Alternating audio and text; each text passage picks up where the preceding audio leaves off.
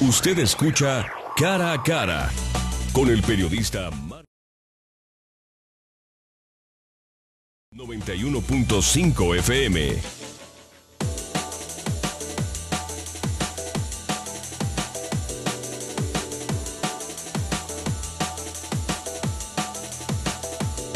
Enrique Alfaro Ramírez, estás hablando de zonas que para los tapatíos son entrañablemente suyas, sí. Pero también abajo de la tierra va una corriente de agua que antes le daba de beber a los tapatíos y hoy es motivo de insalubridad. ¿Qué piensas hacer con el río San Juan de Dios? Bueno, de entrada la terrible historia de que hayan tapado el río, ¿no? Ese es otro debate. Inclusive cuando era, antes de que existiera la calzada de Independencia, el río también era una división social en la Guadalajara de aquellos tiempos. Nosotros lo que tenemos que entender es que el manejo del agua en Guadalajara tiene que ser un planteamiento de gestión integral. Es no solamente el manejo de las aguas residuales, sino también el aprovechamiento de fuentes de abastecimiento que hoy están totalmente golpeadas. Por ejemplo, los acuíferos de la ciudad estamos permitiendo que se agoten. Estamos desaprovechando el agua de lluvia. Vivimos en una ciudad que se inunda en cada temporal de lluvias, pero que paradójicamente se está quedando también sin agua para la gente. Es absurdo. Entonces, en el caso del río San Juan de Dios y de todos los demás cauces de agua de la ciudad, que estamos planteando una política de gestión integral de los recursos hídricos y particularmente una política en la que le toca al gobierno municipal, porque hay temas, Marcos, que le toca al gobierno del Estado y al gobierno federal. A nosotros nos toca resolver el problema de abasto, porque se tiene que hacer obras de infraestructura de otro calado, es otra cosa. Pero sí nos toca, por ejemplo, implementar un programa piloto de aprovechamiento de agua de lluvia, nos toca impulsar de manera decidida el tema de tratamiento de aguas residuales y el resolver algunos cauces de agua que hoy están conduciendo aguas negras a cielo abierto, generando problemas de insalubridad y problemas graves de salud pública en algunas zonas muy marginadas de la ciudad. Arroyo de Temajac. Por ejemplo, entre otros. Entonces vamos a hacer una política de gestión integral del agua, vamos a levantar la voz desde el municipio para que el gobierno del estado deje de hacerse pato con el tema del abasto para la ciudad. Hoy Guadalajara no tiene resuelto su problema de abasto de agua y seguimos soñando con el zapotillo y seguimos con puras ideas sueltas y no logramos resolver ni lo más elemental, que es el abasto de agua. Entonces creo que tenemos que entrarle ya a esos temas, entrarle de fondo y hacerlo con un presidente municipal que sea capaz, que tenga los pantalones para levantar la voz y defender los intereses de los tapatíos. La Constitución Federal y la Constitución Estatal le ponen al municipio como uno de las obligaciones o ramos o trabajos, el servicio de abastecimiento de agua. Claro. En la estructura actual, ¿cómo encajas el plan municipal que estás diciendo para no chocar con intereses federales y estatales? Tenemos que buscar, primero que nada, el diálogo. Yo no soy un político, aunque algunos quieran hacernos ver así porque levantamos la voz y porque defendemos nuestros ideales. Yo soy un político que construye acuerdos. Logré demostrar como presidente municipal mi capacidad de gestión con gobiernos estatal, el gobierno estatal y el gobierno federal. Por ejemplo, en la gestión de recursos, simplemente en Tlajomulco conseguí 2.500 millones de pesos en mis años de gobierno. De recursos gestionados. Hay que tener capacidad de diálogo, Marcos, pero hay que defender los intereses de Guadalajara. Yo no puedo concebir que una presa que se está construyendo en Jalisco sea para darle agua a León, Guanajuato, y que aquí nadie diga nada, y que aquí nadie levante la voz, y que todos le agachen la cabeza al presidente. Yo no soy así. Yo voy a defender a los tapatíos, voy a defender los intereses de la ciudad. Y en ese sentido, pues en el ámbito de mi competencia municipal, como bien lo señalas tú, buscaremos el diálogo, pero con dignidad. Guadalajara dejó de tener presidente municipal. Hoy no tenemos presidente municipal, hoy no hay autoridad. Hoy el presidente municipal está agazapado, escondido, asustado. Yo creo que Guadalajara necesita un presidente que sea capaz de poner en la mesa los temas de interés de la agenda pública de los tapatíos y que los defienda hasta donde le alcance, hasta donde sea posible. Enrique, una de las herramientas más importantes de un presidente municipal es el recurso humano, su población. Sí, pero Guadalajara se está quedando sin tapatíos. Tenemos que regresar a la gente de Guadalajara. En eso coincidimos con otros candidatos. Guadalajara, como municipio central, tiene que recuperar población que ha perdido.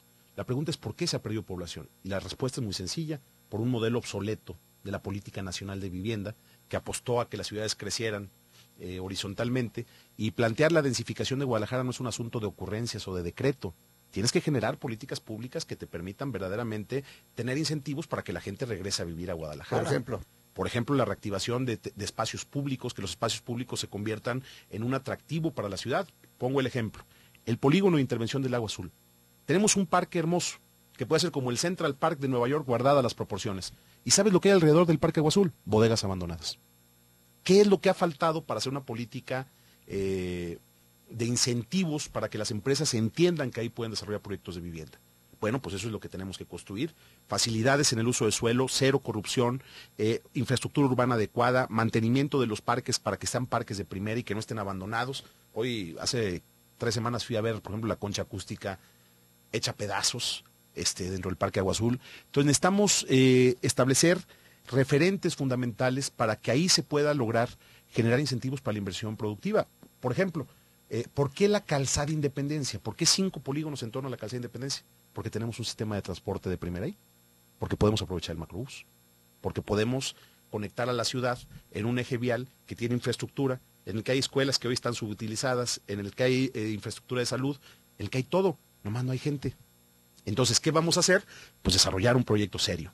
En el extremo sur de la calzada Independencia, en donde se junta con 16 de septiembre, tienes uno de los edificios emblemáticos de la ciudad en muchísimas décadas, la estación del tren. ¿Qué vas a hacer con ella? Ese tiene que ser parte. Bueno, cuando se hizo el Agua Azul, se construyó todo un complejo urbano en torno a este parque, que tenía que ver con la antigua central, con la biblioteca pública, entonces de Guadalajara.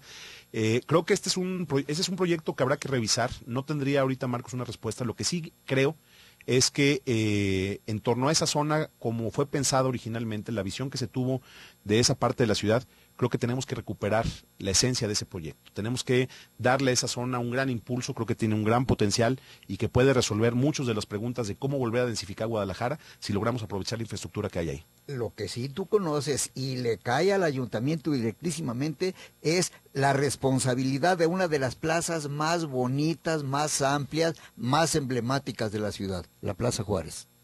Vamos a arreglar todas las plazas públicas de la ciudad, vamos a poner orden en ellas, vamos a establecer nuevas reglas para el tema del comercio, vamos a lograr que Guadalajara recupere sus espacios públicos para la gente, vamos a lograr que lo público vuelva a ser público, que lo público no esté secuestrado por ningún tipo de intereses privados, que lo público vuelva a ser de la gente, que las unidades deportivas no le cobren la entrada a los ciudadanos, es un absurdo terrible, y creo que esa va a ser una de las políticas más importantes, no solamente para recuperar estas plazas, estos jardines y estos lugares como referentes para la reconstrucción del tejido social en términos de infraestructura, sino que también vamos a darles contenido a estas plazas. Queremos que haya actividades culturales, que haya actividades recreativas, actividades deportivas.